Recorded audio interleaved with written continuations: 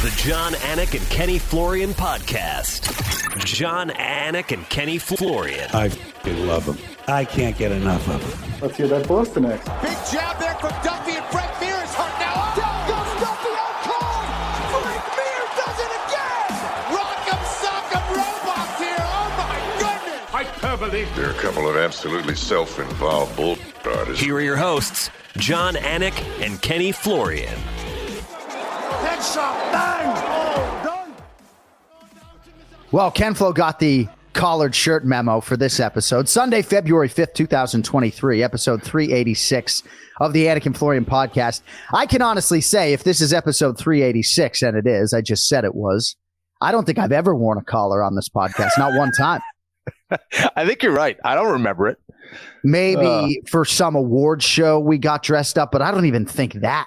Right? I don't even think fucking that. We did one episode in our Fox studios when we had a licensing deal with Fox, and yes. I might have thrown on a collar for that.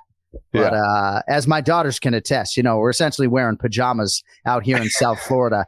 Speaking of which, not that we willed it to happen, once I saw some of these Floridian-based fighters on the fight card like Santiago Ponzinibbio, I started to think this shit might happen. So UFC 287, April 8th. I already booked a room for my daughter and my wife at the W Hotel Miami, 1.3 miles from Miami-Dade Arena. It needs naming right now, but it's the home of the Miami Heat.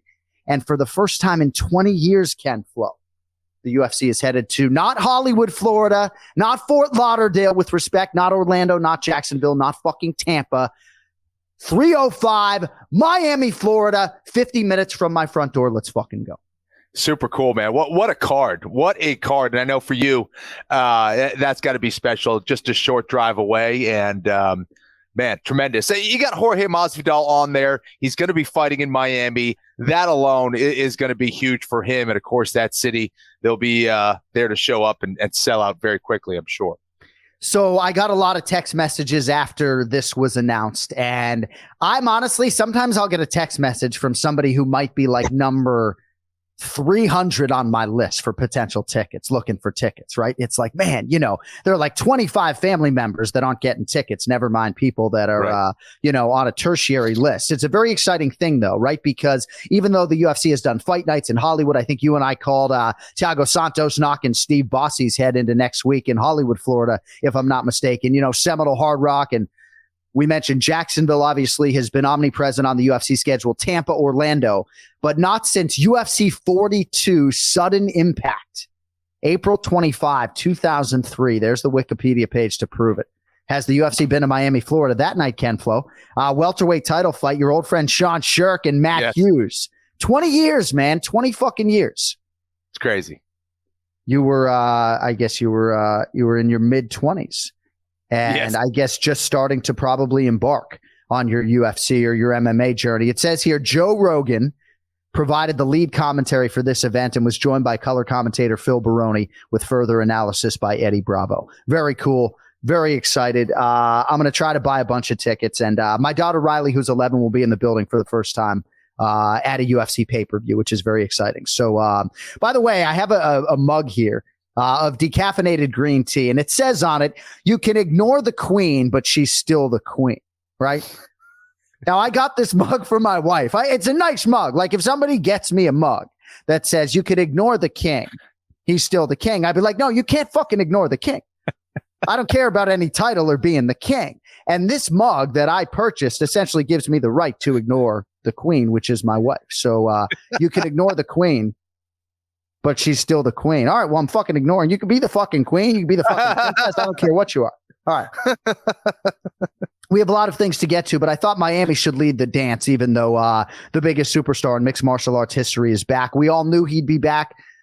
Or I shouldn't say that, but most of us, certainly any of us who know what makes this man tick, knew that Conor McGregor was going to be back in a competitive setting. And there's really only one setting for him, and that's the UFC. And it's going to be Michael Chandler at 170 pounds, and it's going to come on the tail end of a stint on The Ultimate Fighter between these two gentlemen. Your thoughts on all of that? I think this is the right move for a couple different reasons. I think it's the right move for the UFC. You have a guy in Conor McGregor who has been the biggest name, one of the biggest names in sports, let alone the UFC and mixed martial arts. And he's taken on one of the most exciting fighters in mixed martial arts in Chandler. I think it's a good fight. I think it's going to be an exciting fight. Both those guys have a shot. I'm looking forward to seeing how Conor McGregor comes back from this. On a technical level, I think it's a good fight for him in this first comeback after that broken leg. Chandler, of course, is going to oblige and try to stand and trade to try to entertain the fans. I would think.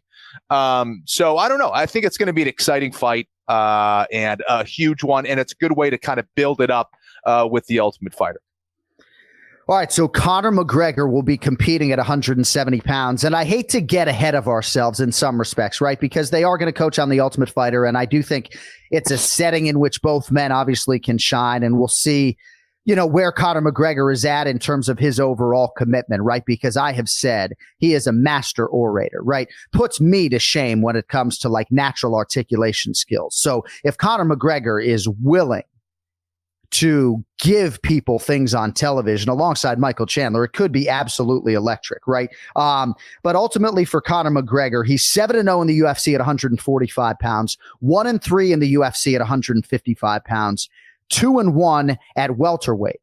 So there's some unknowns with Michael Chandler competing at welterweight. How do you handicap this fight? I'll get you the betting line in a minute. My twin brother's like ripping on you and me, by the way, just because we can't like predict the betting line. It's like, okay, buddy, he's like, dude, you guys think that fucking Gilbert Burns would be minus 190 against Jorge Masvidal? He's like minus 435, properly priced. So we'll get into that a little bit later. But what do you think about Conor McGregor and this fight at welterweight, even though seemingly it could still be a fight that is relevant when it comes to the lightweight championship picture?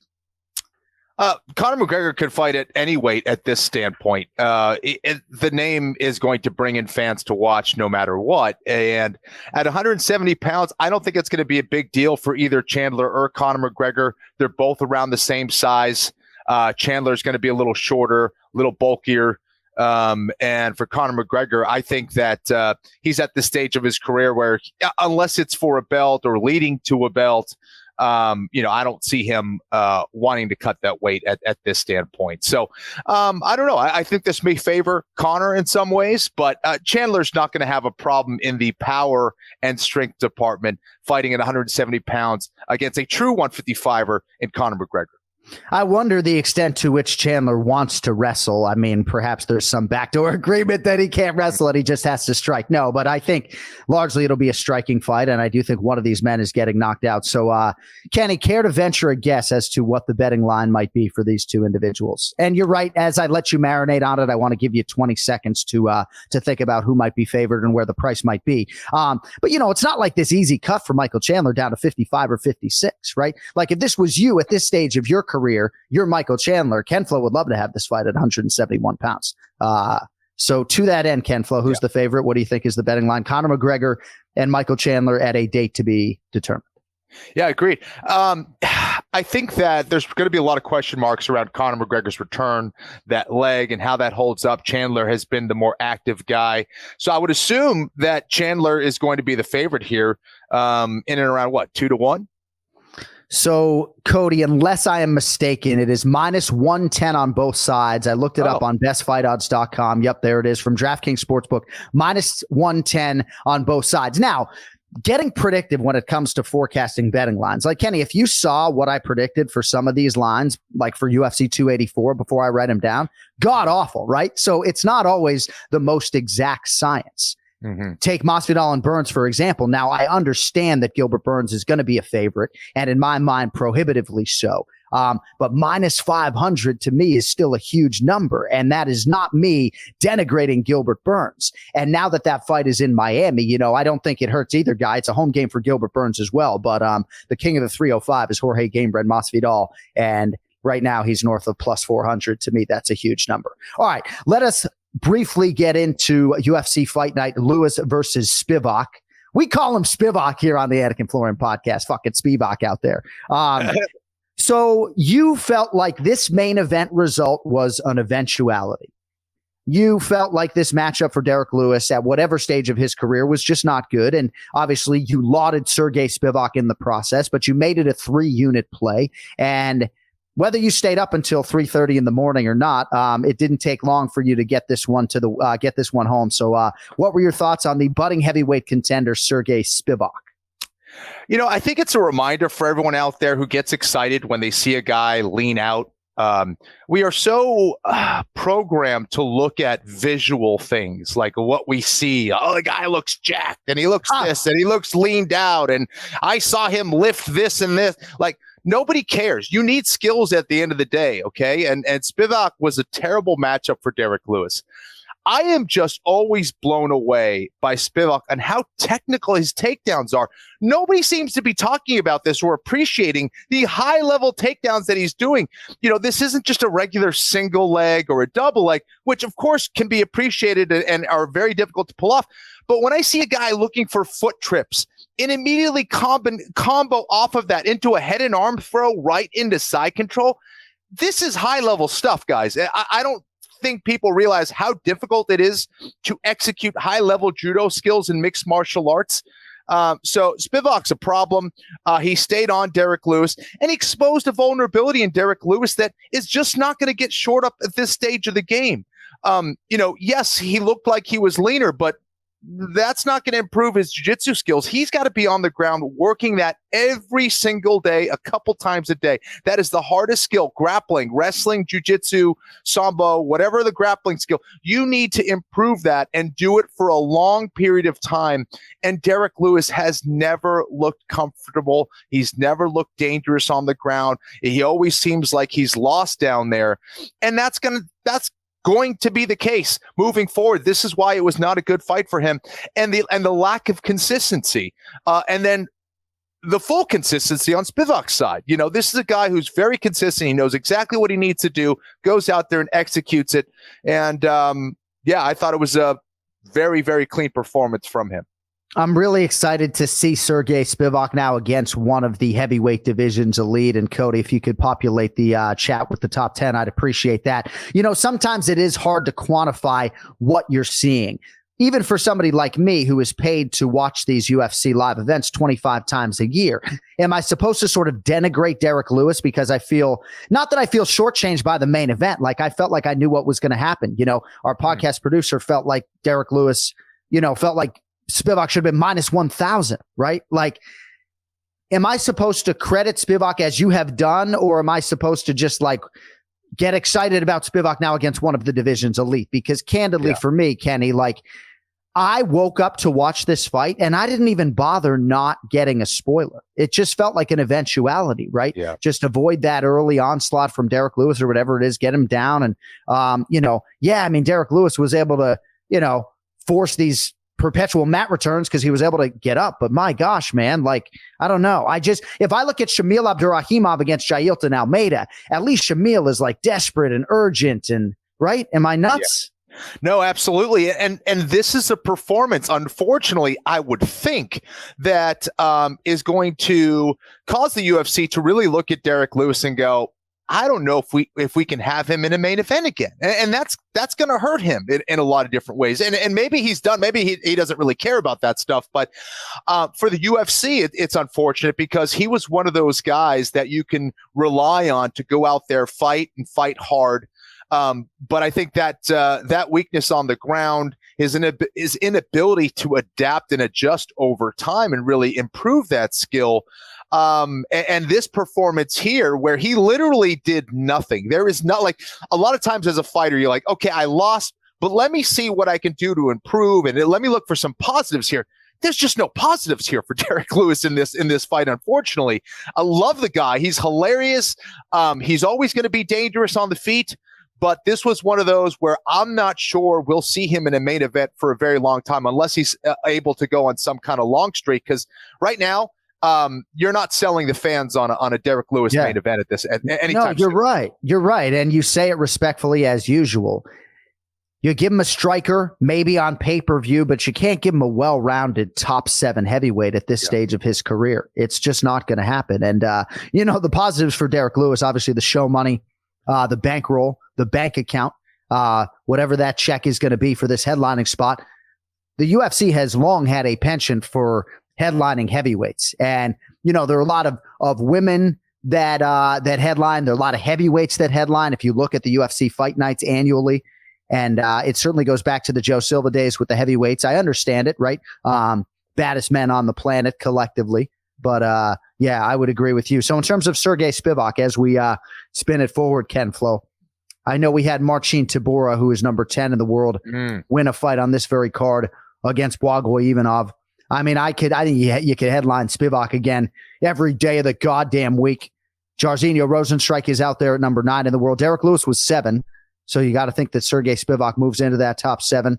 Tom Aspinall on the mend, number 6 in the world. Aspinall has actually talked about an outside chance that he gets back for UFC 286. I don't see that, but any thoughts on who you'd like to see next for the polar bear, Sergey Spivak? Well, I kind of like a nice, consistent, steady climb up. I don't think it warrants a huge jump up because he's still getting the right experience. He didn't get any challenge in this fight, but the other guy, the other heavyweight who fought, Marcin Tybura, why not put him up against Sergey Spivak? Isn't one of those things that people are going to go nuts about, but Tybura is very consistent. He's fighting very smart right now, and I think that's another one where if you do see Spivak as a guy who could challenge for the belt in the future, I think that's a nice challenge for him to gain a lot of experience, improve from there, and we'll see exactly how good he is, because Tybura is definitely a tough challenge for him.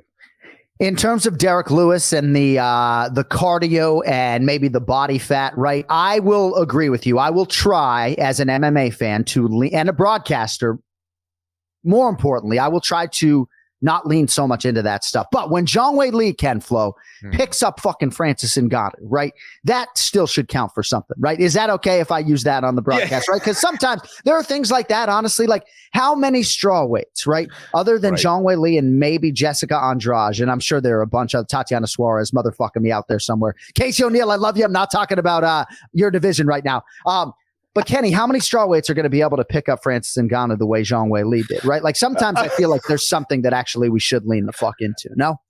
Yeah, I'm also just thinking about how Anik needs to go into stand-up comedy at some point. Yeah, no, I agree, dude. She is one of the best athletes in the UFC, period. The improvements, the athleticism that she displays in the UFC, it's something you got to talk about, because how many people look like that technically and physically in such a short amount of time? That you got to be something special in order to do that. So yes, there are exceptions, no question about it. Thank you. So I'm kind of on one a little bit this morning. So the whole routine about you can ignore the queen, but she's still the queen with the mug, right? Like you could turn that into stand-up comedy. You absolutely could. Is sexism still allowed in 2023? If it's comedy, it's all good. Right. Okay. Because I have things I could say negatively about men and women, Right. I happen to enjoy hanging out with men more than hanging out with women. But to the women who listen to this program, God love you. All right. So a couple of big retirements this week, Ken Flo. Tom Brady, Fedor Emelianenko. So I'm going to take you on a little trip down memory lane. I promise I won't bring up your career and embarrass you. But Fedor Emelianenko retires after a loss to Ryan Bader. And this dude was the man. Like when I was first starting to cover mixed martial arts, it's like, hey, man, Fedor Emelianenko, right? Forget Nomar, right? You want a one-name athlete. It's Fedor, and it's probably Fyodor, and you better pronounce his name correctly.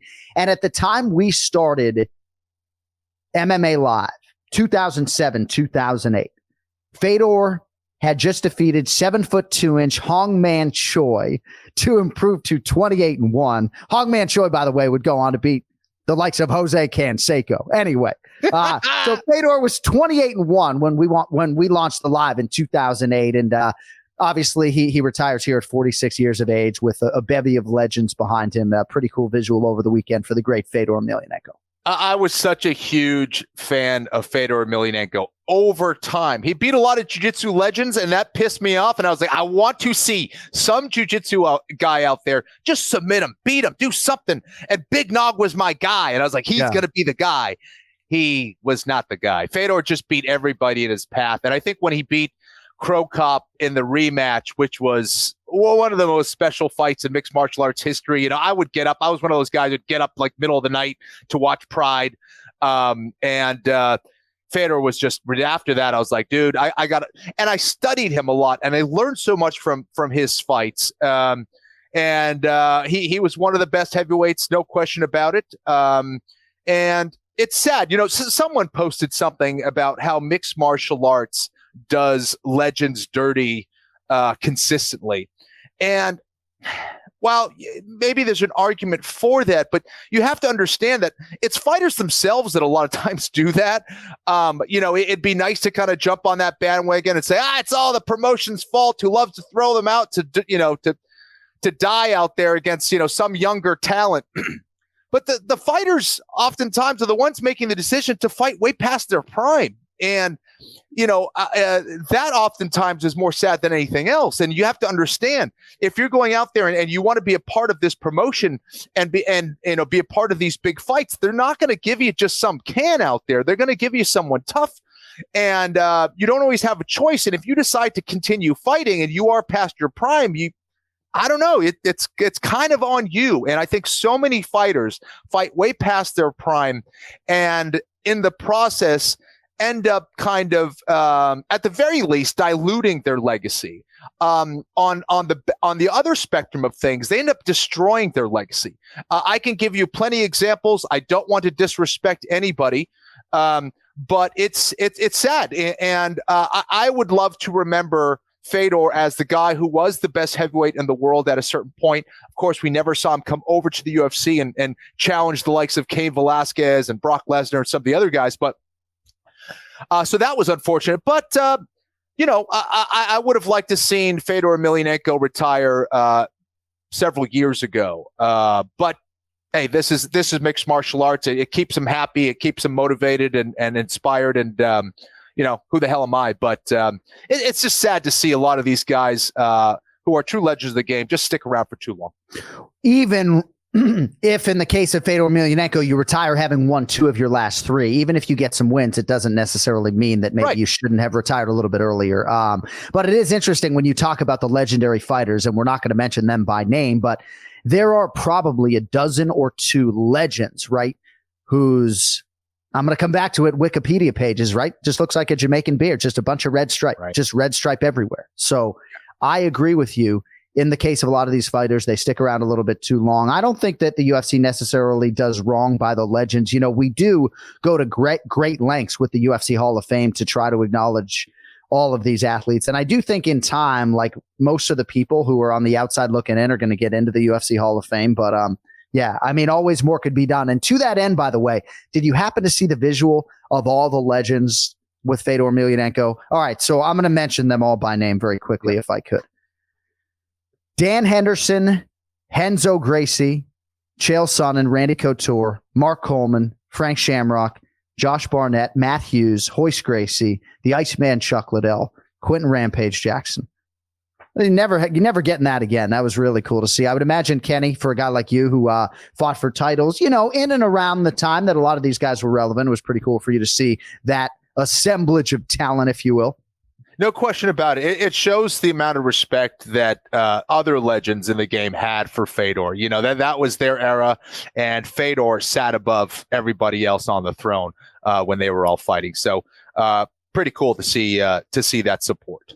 My guy Frank Shamrock out there, right? You were trying to bang on Frank Shamrock, fucking legend, man. Go look up Frank Shamrock in his prime. A lot of injuries. The first MMA event that I covered in Tunica, Mississippi in 2007, the main event was Frank Shamrock against Renzo Gracie. And again, I'm an impressionable, formative year type MMA fan at this point in time. And it was an illegal knee to the head, I believe, from Frank Shamrock to Renzo Gracie that called an end to the main event. Now, can you imagine my excitement? I'm there like doing radio all week in Tunica, Mississippi, my first ever live mixed martial arts event, Elite XC1, and it ends unceremoniously. So I wanted Renzo to fight on. So for years, I was like Team Shamrock.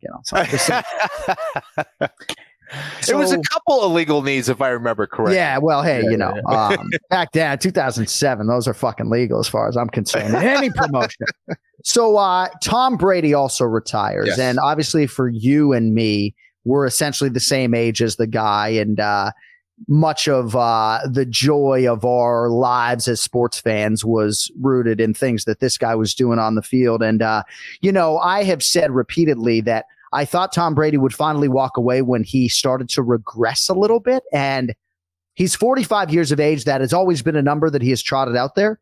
But I think he finally saw that his skills were starting to recede a little bit. Yeah. And even though he's still top 5 in terms of accuracy in my mind and, still could take a team and win a Super Bowl next year, I think he finally felt like there was a little bit of a chink in the armor and good time to walk away. So I think that's when you do it, right? And people were criticizing him, anytime he was, in his 40s, like, what is he doing? This is crazy. And, you'd always hear the talk. Even if he was winning, people would love to talk about that number. This year was not the best of years for him. And this is when you do it because people are going to still remember Tom Brady as that dude. When the Patriots were down, and it almost didn't matter what that number was, how much they were down in. And we always thought there was hope if Tom Brady had the ball. And oftentimes, more often than not, he would find a way to win. That kind of championship mentality, that drive, the hard work that he put in the offseason, how detailed he was with his diet up until, this year and how good he kept himself in shape and how much he studied and all that stuff, the level of performance. I don't care what sport you're talking about. He will be one of the greatest athletes of all time. And what makes the story even better is he was forgotten about. He was this guy who came into the league as a 6th round draft choice. Drew Bledsoe, who was, the guy that the Patriots built their team around, happened to get injured. And Tom Brady went in there and never gave Drew Bledsoe a chance to get back in there, essentially, which is crazy because Drew was the man, still the man, right? And Tom Brady came out of nowhere to be the greatest quarterback of all time. So I don't know. It's just many movies can be made about the legend of Tom Brady. And hopefully you, Tom, in that movie, yes, thank you, Tommy. And maybe you and I can call an NFL football game at some point in the not too distant future, although he's going to be on that A team forever. I'm sort of like a D team guy. He is also Sean Shelby's first cousin. So, when Sean Shelby goes into the UFC Hall of Fame, perhaps we'll see Tommy there. But you can be sure Tom Brady's going to be at one of these UFC live events coming up. And really sort of to piggyback on your point, and then we are going to get to Ray Longo, who I'm sure is getting a little bit impatient there in the waiting room. But perhaps of all the great numbers for Tom Brady, the 7 Super Bowls, the one that stands out the most, to piggyback your point, 40 fourth quarter or overtime comeback wins, right? Yeah. Next closest, Drew Brees with 27, 40 times trailing in the fourth quarter. God. Those are W's for Tom Brady. All right, big weekend coming up for UFC 284, a couple of title fights. It's one epic night. You know what I'm talking about. UFC 284, Makhachev versus Volkanovski this weekend. Islam vying to keep his title, and the Volk man hoping to make history as the first Aussie to simultaneously hold a belt in 2 divisions. And we invite you to get in on the MMA action with DraftKings Sportsbook, the official sports betting partner of UFC. New customers can bet just $5 and get $200 in bonus bets instantly. So one way or another, history is going to be made. I'm leaving for Perth on Monday. Can't wait to get there. And can't wait to see, candidly, how Volk matches up with the otherworldly Islam Makhachev. You also got Yair Rodriguez taking on Josh Emmett for the interim featherweight title. And are you back in Perth's own Jack Della Maddalena, 3-1 favorite now over the UFC-tested Randy Brown? A lot of ways to get after it. Dozen or so matchups at UFC 284. And if the excitement in the octagon is not enough, football fans, don't forget, you can join the big game action that is happening this coming Sunday at DraftKings Sportsbook. So download the DraftKings Sportsbook app. Not now, but right now. Use code AFPOD. That is code AFPOD, one word. New customers bet $5 on UFC 284 and get $200 in bonus bets instantly this Saturday at DraftKings Sportsbook with code AFPOD. Minimum age and eligibility restrictions apply. See show notes for details. All right, star of the show is waiting. Let's get to him. It's the Ray Longo Minute. It's now time for the Ray Longo Minute. I want you to punch a hole in his fucking chest. That's what I want. The Ray Longo Minute. Starring Ray Longo. The Jon Anik and Kenny Florian podcast. Minimum age and eligibility restrictions apply. I think Ray Longo's old enough, but I tell you, the guy's aging in reverse. It is amazing how good you look relative to, the year on your driver's license. No wrinkles, no bags under the eyes, seemingly. Yeah, Perhaps it's because you live in the cold, you stay out of the sun, but you look great. Just sun splashed on a Sunday morning. Yeah, live in the cold, but definitely don't stay out of the sun. Code AF No, we pod. know you don't. Code AF pod. That's all. Code AF pod. We know That's you it. don't stay out of the sun because you have been caught photographically, as a lot of us public figures have, in a very tan state. Not quite like the big tan Dan Mergliotta, right? But pretty fucking tan. No? I mean, you've been pretty tan in some of these photos. Dan's in a tanning bed. I'm out. I'm out in the natural sun. That's the difference. 100%. Yours is the natural vitamin D, and inevitably this is going to start a thread with our Anik and Florian podcast listeners and the Minutemen with Ray Longo tan photographs. Find some of the big tan Dan Mergliotta while you're at it. So, I was showing folks my mug off the top of the show. This was not a planned bit, even though Ken Flo thinks that I can moonlight as a stand-up comic. It says you can ignore the queen, but she's still the queen. And so we ask you, if somebody got you a mug, one of your daughters gets you a mug, it says you can ignore the king, but he's still the king. How do you feel about that mug? You like that mug? You can ignore the king, but he's still the king. I like that mug. Yeah, I like it. Okay. So you're okay. People just fucking ignore you. Oh, you know why? Because that's what's happening right about now. Right. So I'm heading into those years where I'm probably Uncle Junior at this point. I'm just a figurehead. I think I'm running something, but I'm not running anything. Yeah. So I would accept that. I'm accepting aging very gracefully. So I got this gift for my wife, right? Really, because it's like a message like, hey, to my daughter, right, Riley, who actually is starting to listen to the Anik and Florian podcast. So it's like, hey, Riley, right? She's listening now, right? You little bitch. Like, you can ignore the queen, but she's still the queen, right? So you can ignore all you want, but she's still the queen. She can still put you in your place, right? But I was just saying off the top of the show, like, I don't want to be ignored, whether I'm the king. Like, I'd rather people pay attention to what I'm saying than anoint me the king. So I don't want that mug. That's all. Oh, well, I'll take them. Wait, talk about your kids, man. Your son is what an adorable kid. Oh, man, I forget the post, but man, this kid, he could melt you, Kenny. No? Oh, he looks like he's a little troublemaker too. I love it. Yeah, and I tell you, if somebody gets a mug about you can ignore the king, it's I think he's the king right now. He is the king. He 100% looks like the king. What I'm looking at. I have to say, adorable kid. My closest friends in the world, guys like Ray Longo and Brian Stan, guys who don't have sons, just like salivate over my son, right? Brian Stan's reaching out to me like, man, this kid just melts my heart. I don't know why. It's like, well, maybe because you have 5 daughters, Brian Stan, and 0 sons, right? No, but he's very cute. I think you're talking about when he fell during the national anthem, maybe at the Bruins-Panthers game. I think that was it. Yeah. Wait, hold on. Stan has 5 daughters? Yes, 3 are his, and 2 are stepdaughters that are his. Wow. Essentially. Yeah, that's a real man. It's actually a pretty amazing synergy between the 5 of them. You know what, but John? I was amazed at his combat service, but I'm more amazed at I know. That is combat service. Yeah, he's not done yet. Yeah. Thank God. Right. Thank God he was well prepared. Yeah.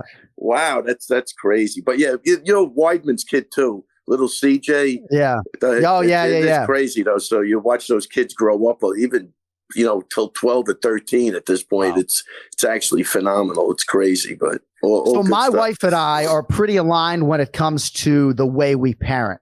But one way we sort of disagree is that, like, I'm okay letting the kid fall maybe more than she is. So the video that you referenced, my son almost like facials on the metal stairs at the Florida Panthers ice hockey game. Whereas my wife probably wants me to close that distance. And I'm like, this kid's going to fall. I'm already filming. Like, I just can tell. Like, the dude thinks he's the fucking man. He's about to fucking fall. Now, he caught himself. But for me as a parent, and Kenny, I don't know where you fall on this, but I need the kid to fall and get a couple stitches. Otherwise, he's going to think he's Superman. He thinks he's the fucking Hulk smash all the time. Oh, yeah, absolutely. My son literally will, like, his name is Archer. It's funny. But he'll arch as you're holding him. He thinks he can do a backflip, like, out of your arms, under whatever, he jumps crazy. He wants to walk down. He's only a year and a half. He wants to walk down the stairs. He jumps off the stairs as he does stuff. He climbs anything and everything. You can't control him, man. Kids, like, boys are so different from girls. It's crazy. It's unbelievable. Yeah. Right. Because I was going to say that's you guys. John, I think your mentality is the right mentality. Because I'll tell you, what was that? How old were you when you had your son, John? 10 days before my 40th birthday, 39. Wow. Yeah, dude, I'm a fucking ancient, man. Yeah, no, that's you see his reaction? Holy shit. No, because you know what I was going to say? Like, I watched like Weidman and, Chris and Marivi. They were young parents, and it's totally different. They're fearless. I mean, the stuff they went through, like I think I was 37 probably. So I can't believe that you were, that's good. I got you both beat. That's crazy.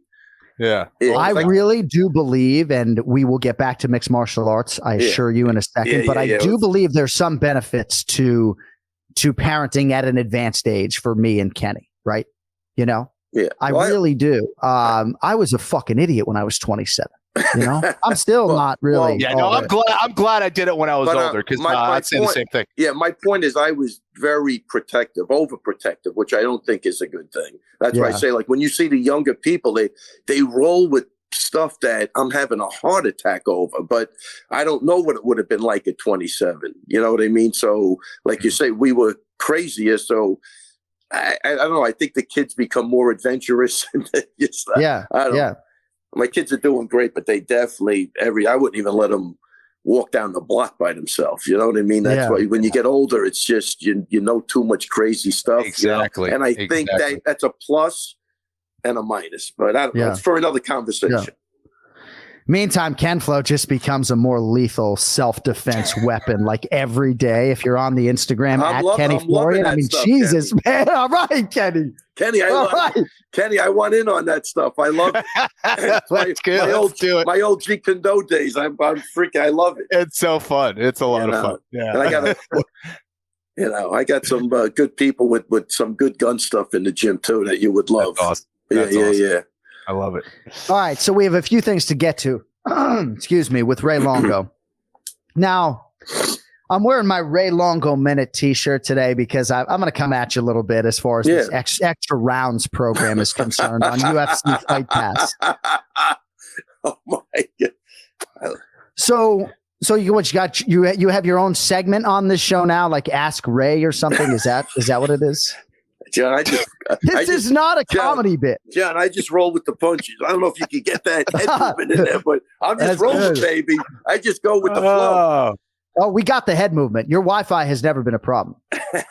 Just your hair and your tardiness. We're like the jealous girlfriend. What the hell's my hair? I don't. No, your hair's fine. Goes back to Kenny a couple of weeks ago. I still can't get over that. At what age do you stop giving a shit? Because I don't know what age. There is an age. Yeah, there is an age. Yeah, Kenny, there is an age, and I know I'm in it right now because I just don't give a shit, man. I don't know what. Right. I wish I did. I really do. I want to give a shit.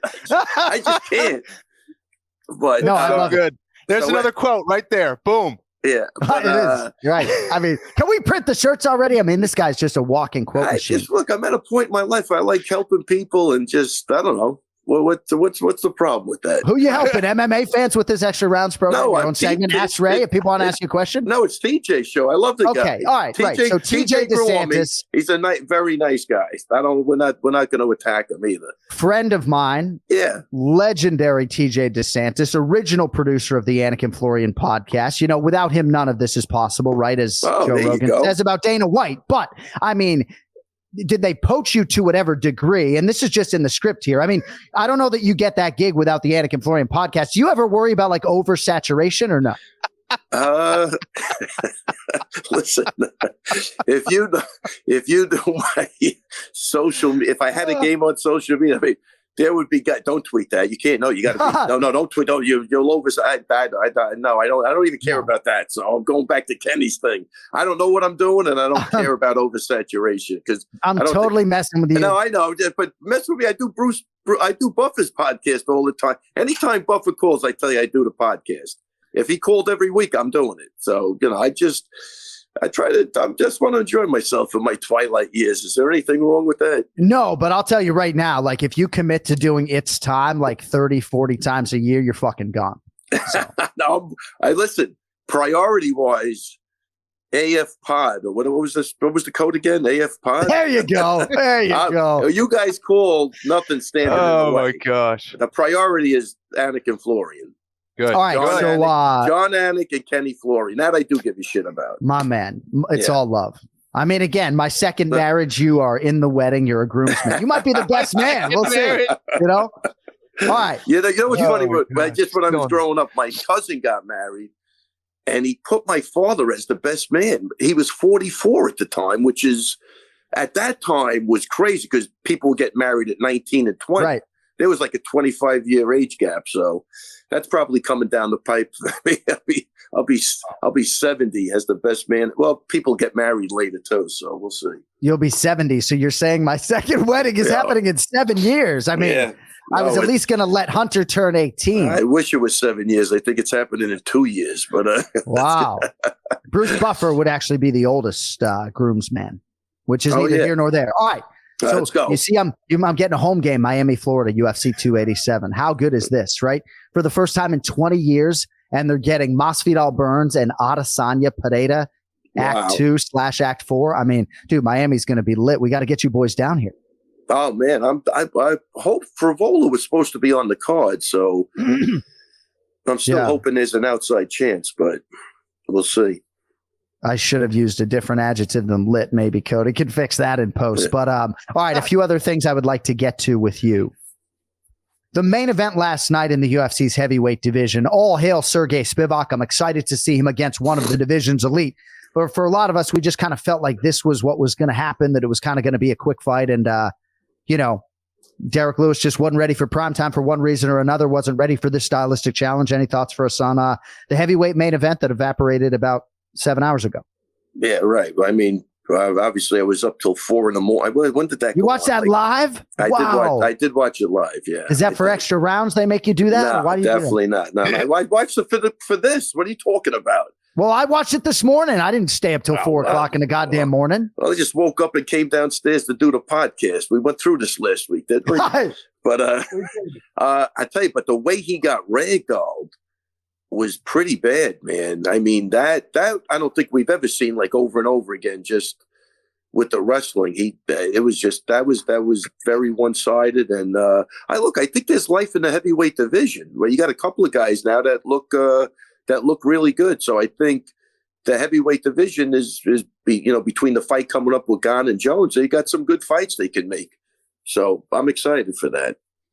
The other thing I just wanted to throw your way, I sort of referenced Fedor Emelianenko near the top of the show, and he was omnipresent in our early coverage of mixed martial arts when Kenny and I were on MMA Live at ESPN in 2008. And I have always put that guy on a pedestal, and I know he didn't fight in the UFC, but when you look at all the legends that came out for him last night, you were embedded in this sport back then. Yeah. How do you best quantify Fedor's legacy and his greatness? Look, first, let me just say, I tell you, I watched that fight too, which, like we had that discussion, not wanting to see guys go out like that.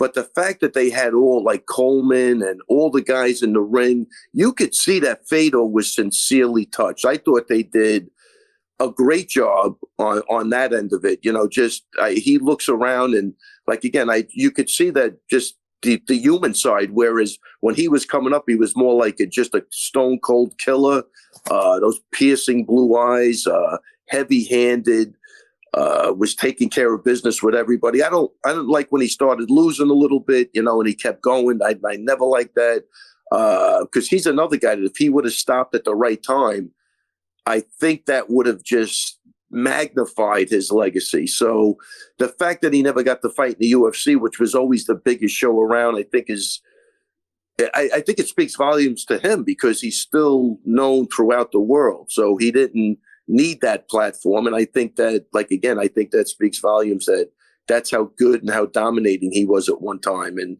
I think it's just everything. It was his approach, his quietness, but you knew there was he was just an animal inside. But he had, I like the way he carried himself. I think he was always a gentleman. I didn't know him, I never met him or anything, but just always carried himself with class in victory and defeat. And I think that's what you want out of a champion. Yeah. And I wish we would have I wish we would have got to see him, against some of the guys in the UFC. I think that would have been better. But still, to build a legacy like that without that, I think it goes to show you who he is. And wow, was he appreciative last night? And again, we talked about. I don't like that, but for some reason, it was a good feeling to me. I got a warm, fuzzy feeling. It was nice, very, very nice. And even the guys in there, you could see, a lot of legends, and they all came out to support him. And I think it was great. I thought Bellator Scott Coker did a great job with that. Yeah, you set it up beautifully, and you set up a great visual too, especially for people who are just listening to this podcast, right? Piercing blue eyes, and then he'll just fucking maul you or knock you. And I guess for me, just because those were my formative years, Kenny, as an MMA fan, like the visual of Fedor in the octagon, or excuse me, God help me. The visual of Fedor in a cage setting, like about to fight, just always felt enormous. So we congratulate Fedor Emelianenko on a Hall of Fame career. And John, I like those guys that, they're not jumping around like hyenas, right? Just go in, do your business. You're looking across the ring. The guy is expressionless. There's nothing. You know what I mean? Like it's rare that you find those guys that you look in their eyes and it's just like blank, but there's a storm coming. You know what I mean? Like I've been eyeball to eyeball with some fucking pretty serious guys. It's a pretty shitty feeling, and that's the feeling I get from TV when I'm looking at him. It's like, what the fuck is going on? And, then he's got, the Russian thing is always good, right? That's always, like growing up with the Cuban Missile Crisis and all that stuff. It's always was a rivalry, like kind of there. And they just seemed like they were stone cold killers, and he fit the part and he could back it up. So great career. And again, to see the human side last night was great for me anyway. You're muted, Ken Flo. And of course, if you go back a little bit more, sorry about that. There was Oleg Toktarov and all that stuff. Early UFCs, but Fedor, I think, was that guy that really inspired a whole generation of Russian fighters. Right. There were so many people. Sergey Spivak, right, who just fought this weekend, said that was one of the guys that he used to watch that inspired him to get into mixed martial arts. So, Fedor, I think, was responsible largely for a huge contingent of fighters coming out of Russia and seeing that, hey, these Sambo fighters can be some of the best in the world. Yeah, no, unequivocally. Yeah, exactly. It was really, like again, and he just, even in losing, like even last night, I mean, that was a beatdown by Beta. It really was. It was a pretty big beatdown, but the way he took it was just, it made it better. He took it well. He took it all right. He took it well. Yeah. You know what I mean? It made it better. And I hope he's okay. I hope he really enjoys the rest of his life. And it looks like he's going to go. He's got a couple of fighters. He'll stick with the coaching. And, they had clips of him teaching. You could still see he's still got the raw power. But, all that other stuff, timing and awareness, that just, it leaves you. You know what I mean? So he couldn't find Beta. He was swinging for the fences, and hats off to Ryan Bader, man. It's great to see him still killing it, because he's been out of the UFC for a while, but it was just a great moment, I thought. And they did disclose the purses, I believe, because the fight was in California. It looked like Ryan Bader made $150,000 and maybe Fedor Emelianenko $100,000. Now, obviously, that doesn't speak to the totality of the night. You hope for Fedor it was at least north of $500,000 to be competing at 46 years of age. All right, before we let you go, Ray, two other items. Big fights on your horizon. Obviously, we sit here February 5, so March 11th, I believe, is Piotr Jan and Merab Dvalishvili under the lights in Las Vegas. Yeah, correct. It's a big fight. Anything else on your horizon in the next 3 to 4 weeks? Well, February 18th, I have Nazim Sadikov fighting. He's a great fighter, had a great camp. He's making his UFC debut off a Contender Series knockout. So very excited for him. Fighting a tough guy out of Kill Cliff. I think they changed the name to Henry's guy. Very excited for that fight, and then move on. Hopefully I'll stay out there a couple of days and just see what's going on with Merab, just so I could touch base with him. But we've video talked a little bit. Me and Aljo did a little video breakdown for him. Nothing much, but I hope to stay out there and and see how he's doing. But it looks like he's doing fine. So that's a huge fight. So I got two really big fights coming up, and a lot of local guys before that. On March 3rd, we got Bazooka, Anthony Delemy, Armando Gaethje. There's a lot of fights. Dylan Montello's fighting. I can't even name all. With Pompos is fighting this Friday in Boston. He's going up to nice Joe Cavalieri's show. Joe Cav. One of our students, Sanad Armoudi, is going to be fighting on that card too. So that'll be cool. Yeah, he's not fighting my guy, is he? No. If so, go Florian Martial Arts Center. Oh shoot! But anyway, so I'm excited for that. Pompos had a great camp. I'm not going to go up there because I'm going to sit back with Nas. He's finishing up, and then we head to Vegas. So it's the gym is just. It's crazy at this point. I don't know. It seems like a lot of your best prospects are in action here over the next 3 to 4 weeks. Oh yeah, 100%. You're going to see a couple of more guys on the Contender Series. Very exciting. It's always exciting when the guys are coming up and they just want to get in the UFC, and everybody's doing good. Plus, another huge fight. When is that? March 31st. Justin Montalvo's fighting. A guy in the kid in Bellator, his name slipped me. Really good, a good prospect Bellator picked up. Hey, come! I got 41 shows a year with the UFC. I don't know what to tell you. I can't bail you out here. No. That's why I love. But I'm glad you gave Justin Montalvo. No. He's got a big fight coming up, and he looks fucking fantastic. We got a couple of killers in the gym. Let's go! I love your energy. There's a Russian kid coming up who. 23 years old, Kenny. These guys, I don't know. I'm excited for him. He gets squared away. You're going to see that kid make a big splash too. So I hope I didn't leave anybody out. Let me just think. By the way, it's Archie Colgan who's facing Colgan, who's really good. He beat one of my guys. It was a really close fight, but he 100% won. About to fuck up another one of your guys, Montalvo, March 31, huh? Yeah, that ain't happening. Totally kidding. I'm going to get myself in trouble. I've actually had a hell of a week, by the way. All right, so Bellator 293, March 31st, Archie Colgan taking on your guy Montalvo. All right, before I let you go, this question is for both of you guys. Cody's making me laugh in the chat. Wait. Don't go with the fucking queen right now. Wait, John, I can't answer any questions. I can only do that on extra rounds. Is that? Did you take a got him? You're welcome for the promotion of extra rounds on UFC Fight Pass. It's all good. Seriously, we're one big family. No, but honestly, just go on Buffer Show 20 times this year and, see what happens, right? It's almost like that bar graph, right? Fuck around and find out, right? You fuck around, you find out. Fuck around and find out. All right. So this last question is for both of you guys. And UFC 284 picks are coming up later in the week, folks, okay? What is the longest you have been on an airplane singularly in your entire life? So for me, the answer is about to change, right? The longest I have been on an airplane in my life, 15 hours and 55 minutes from Hong Kong to Dallas. And then I theretofore went from Dallas back to South Florida, right?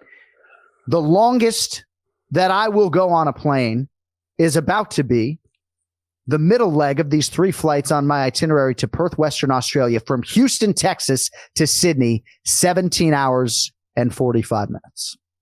Damn. Yeah, so you're on the plane for 19 hours, essentially. So, yeah, I think I got you beat, though. I think I went from, you got to check it out, but I went from Canada to Japan, I think was 18 hours. There you go. Kenny, any idea for you?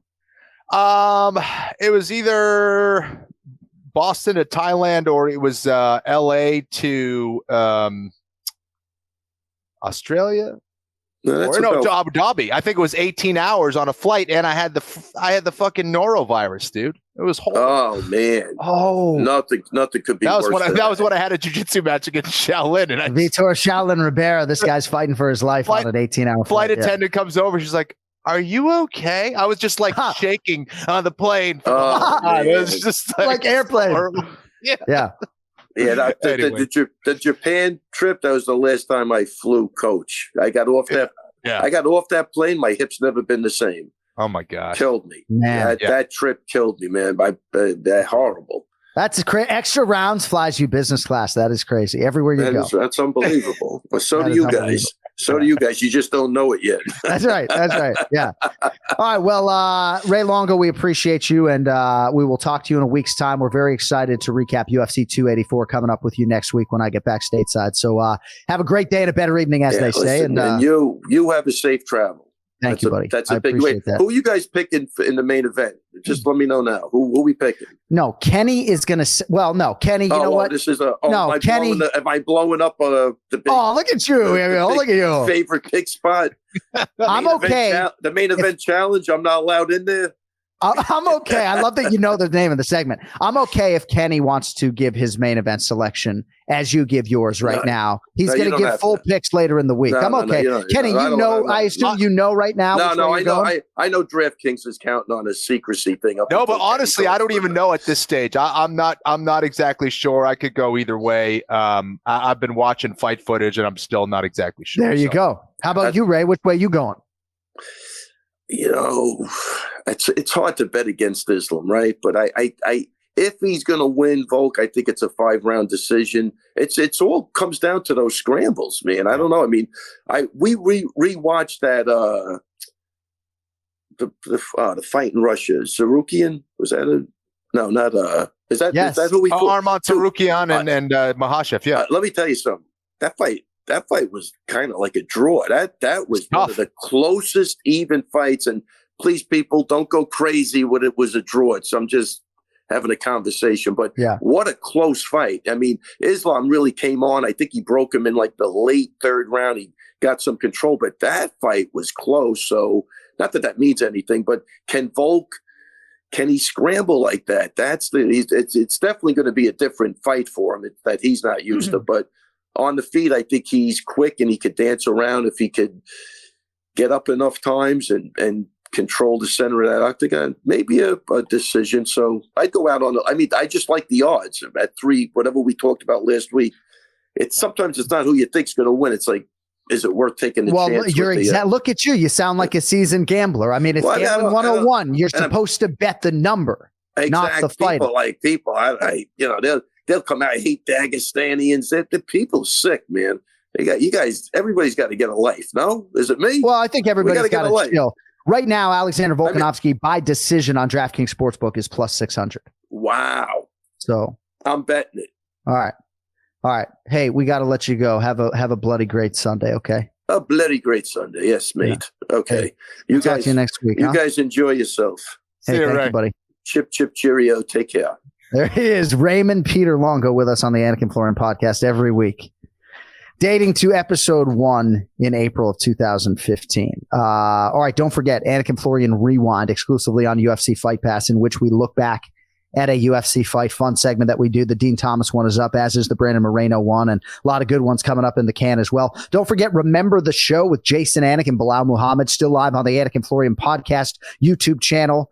Great spirited episode last Friday night, which I hope you will go check out. And they will be live again, I believe, this Thursday night at AnikFlorianPodcast.com or on our Anik and Florian podcast YouTube channel, which still has clips of this podcast, by the way, but full episodes, yes, now are on the DraftKings YouTube channel. And hopefully that is becoming increasingly easier for you to find. KennyFlorianMartialArts.com will be the website that I go to as soon as this fucking podcast is done. And then you know what I'm going to do? I'm going to go to millions.co because, yours truly has some new One More Sleep designs out for Perth, Western Australia for UFC 284. So millions.co, search ANIK, and get yourself some One More Sleep merchandise. Anik Florian Podcast merch can be found at AnikFlorianPodcast.com. Coming up later in the week, we have another episode coming your way, full predictions and a preview for UFC 284, Makhachev versus Volkanovski. We also sit down with mixed martial arts host, scoring expert, aficionado, the great Sean Sheehan from Severe MMA and SureDog.com. So thank you all. Tell your friends. Subscribe to DraftKings if you would be so inclined. Just makes it easier for you to find the episode. And